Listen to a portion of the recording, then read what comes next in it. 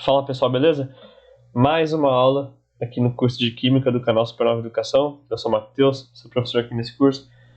E nessa aula a gente vai começar a juntar o que a gente viu na aula 1 sobre energia e o que você deveria saber sobre energia para entender química, e na aula 2 sobre os primeiros modelos atômicos, para entender o que aconteceu depois no século XX, né? O que os cientistas conseguiram entender melhor sobre o átomo em todo o século XX até os anos ali 1950 e 60.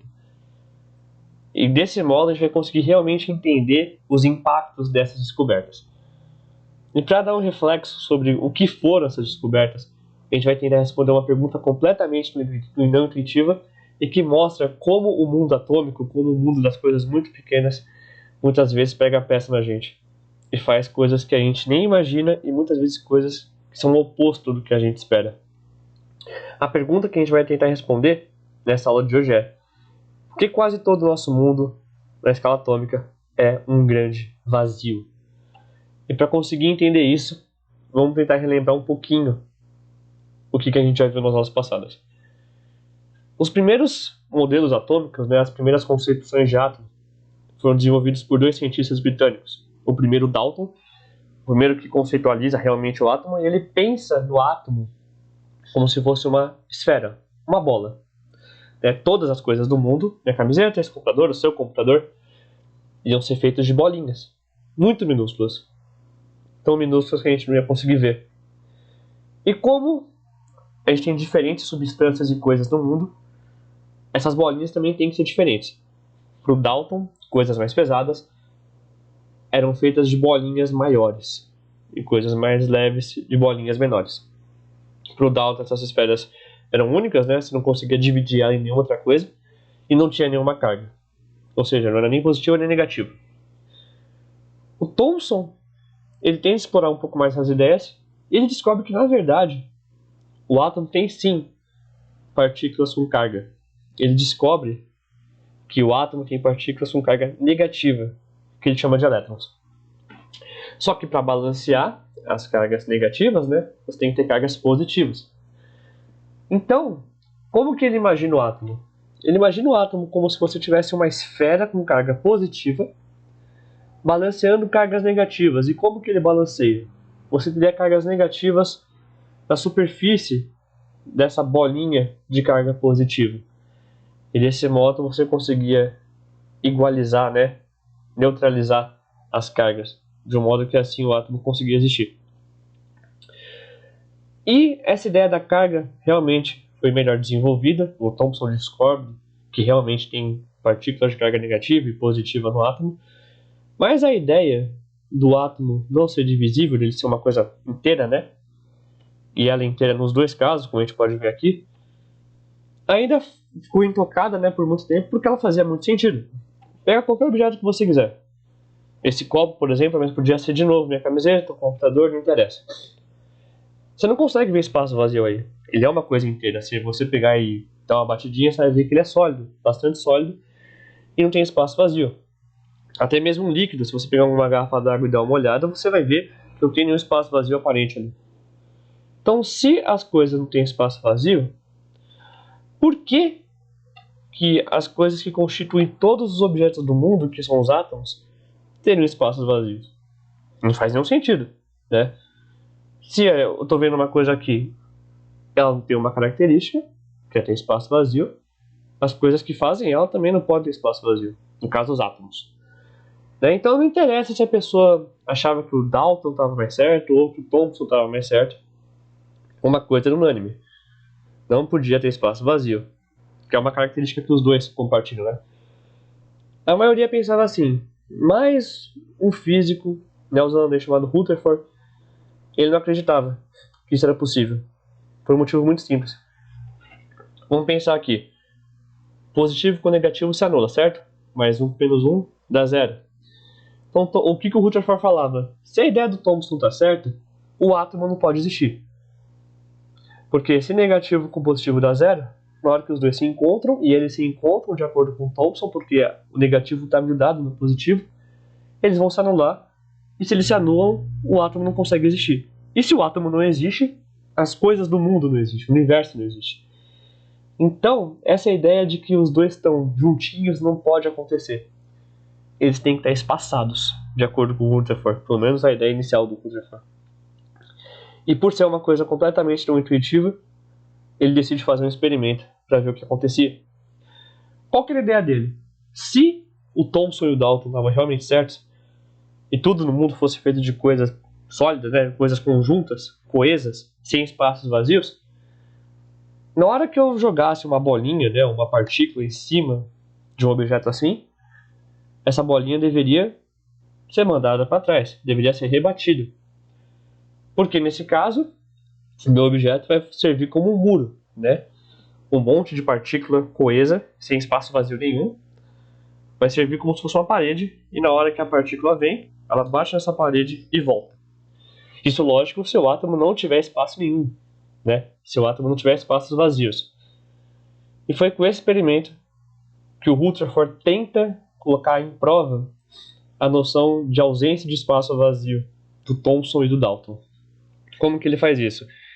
Ele usa uma coisa muito fina, uma folha de ouro, e ele vai bombardear essa folha de ouro com partículas.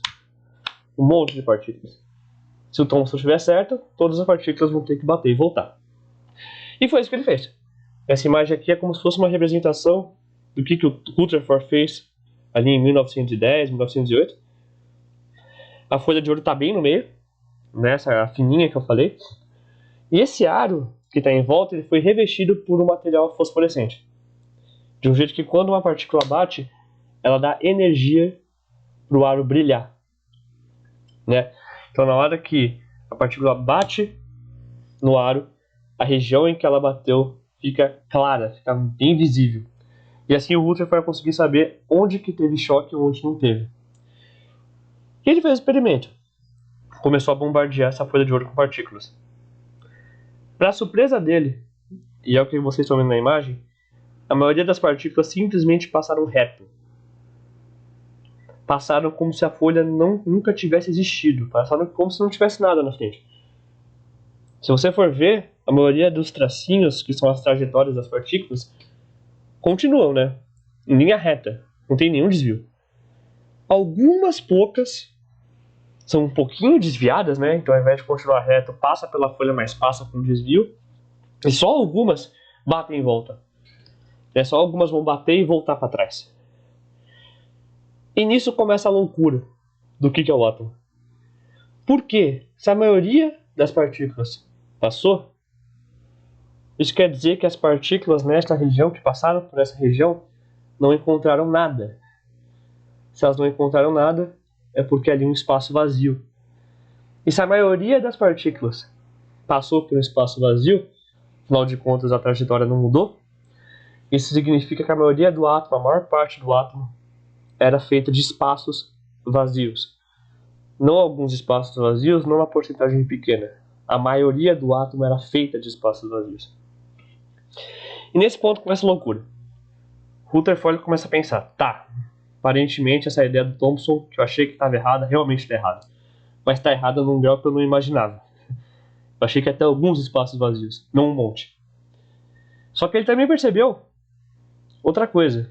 Algumas partículas passavam realmente pela folha, eram levemente desviadas, foi o que a gente falou agora. Então é como se elas tivessem se encontrado uma coisinha pequena, que foi o suficiente para fazer elas mudarem de direção, mas não tão grandes assim. É pequeno o suficiente para fazer elas mudarem de trajetória, mas não grandes o suficiente para fazer elas baterem e voltar.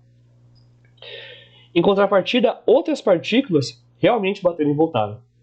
Então é como se essas partículas tivessem realmente encontrado uma coisa muito grande, que na hora em que elas se chocaram com essa coisa muito grande, elas bateram e voltaram para trás. Então a gente tem três situações acontecendo. Partícula passando reto, partícula interagindo com uma coisa pequenininha e partícula interagindo com uma coisa bem maior. Então o que o Rutherford começa a pensar? Tá, a maior parte do átomo é vazio. Loucura, mas é isso que eu estou vendo. As que eram desviadas, aparentemente estavam interagindo com uma coisa muito pequena. E as que eram rebatidas para trás, realmente batia e voltava, interagiam com uma coisa muito maior. E se a ideia do Thomson tivesse certa, mais ou menos certo. Você tem alguma coisa positiva no meio e coisas negativas em volta. Lógico que não como Thomson pensava, mas a ideia geral está ali. Aparentemente está ali, né? Então o que ele pensou?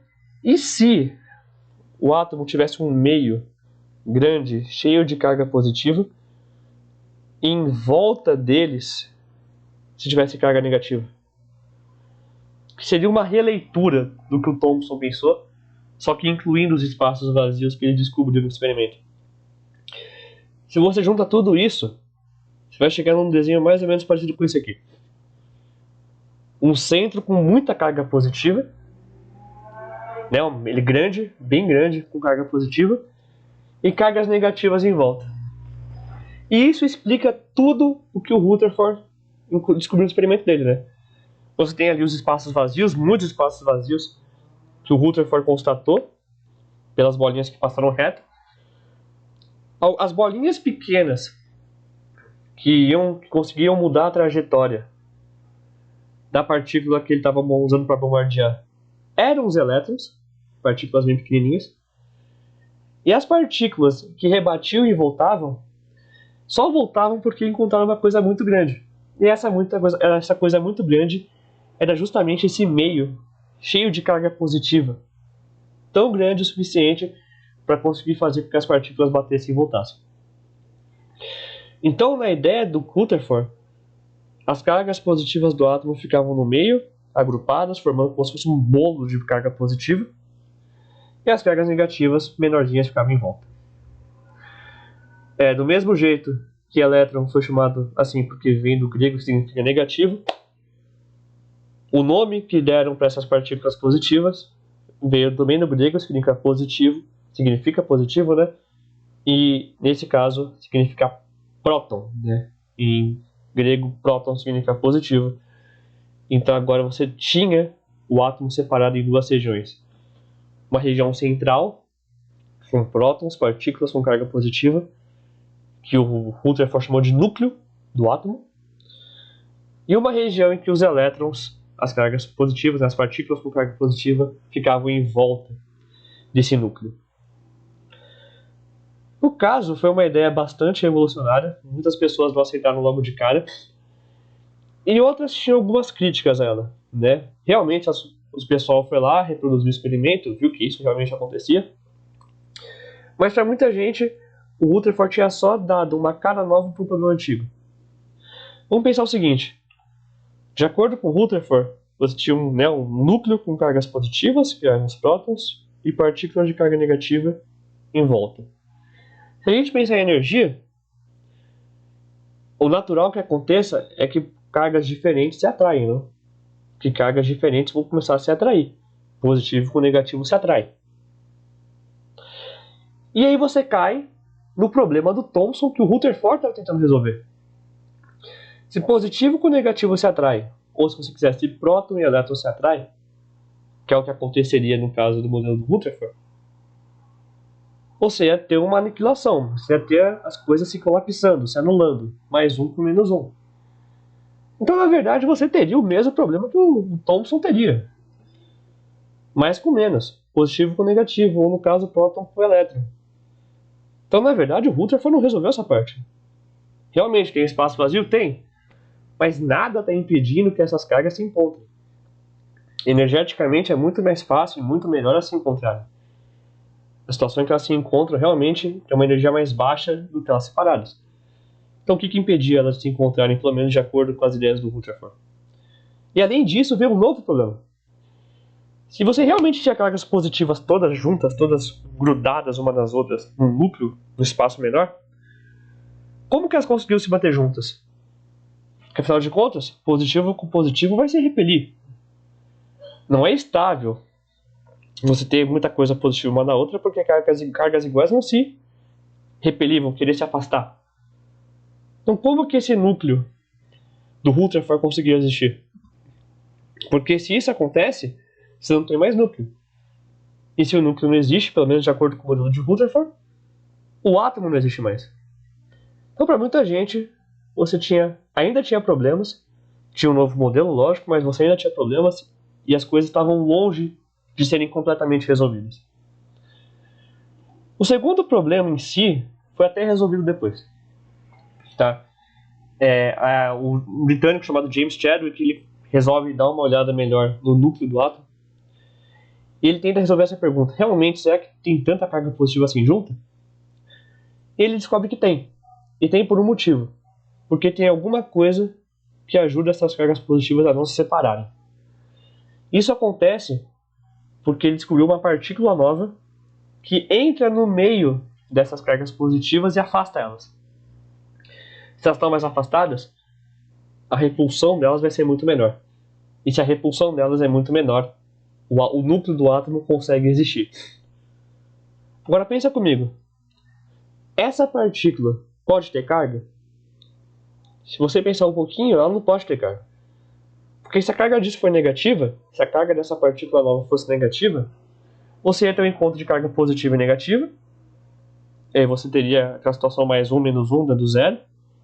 O núcleo ia se aniquilar, né, ia se colapsar. E além disso, já se sabia que as cargas negativas estavam em volta e não no meio. Então não podia ser negativo. E também não pode ser positivo. Porque se a função do negócio é justamente separar cargas positivas, você não pode colocar mais carga positiva ali, senão você está aumentando a repulsão e o núcleo deixa ainda mais de existir. Então o Chadwick ele conseguiu descobrir que essa nova partícula não podia ter carga. Para ela realmente conseguir separar os prótons, as partículas com carga positiva do núcleo, essa nova partícula não podia ter carga. Ela deveria ser neutra, que é assim que a gente chama entidade sem carga, né, em física, neutro. E por que, pelo fato de ser neutro, o Chadwick resolve chamar essa partícula de nêutron, a nova partícula do átomo, que tinha como função espaçar as partículas com carga positiva do núcleo e assim estabilizar o núcleo do átomo de um jeito que ele pudesse existir. No caso, a gente vai entender aquele outro problema, que é o problema das cargas positivas e negativas interagindo na próxima aula. A gente vai entender como que isso foi solucionado e como que descobriram como que o átomo consegue existir com essa configuração. Mas isso eu vou deixar para a próxima aula porque está ficando muito longo e eu queria resumir tudo que a gente viu até agora. O que você tem que sair daqui sabendo? O Rutherford, ele duvida um pouco do modelo do Thomson, acha que ele é impreciso, ele não consegue conceber esse modelo de átomo porque para ele esse átomo não podia existir. Se realmente você tem partículas com carga positiva e negativa tão próximas, elas iam se anular e o átomo ia deixar de existir. E se ele deixa de existir, as coisas não existiriam.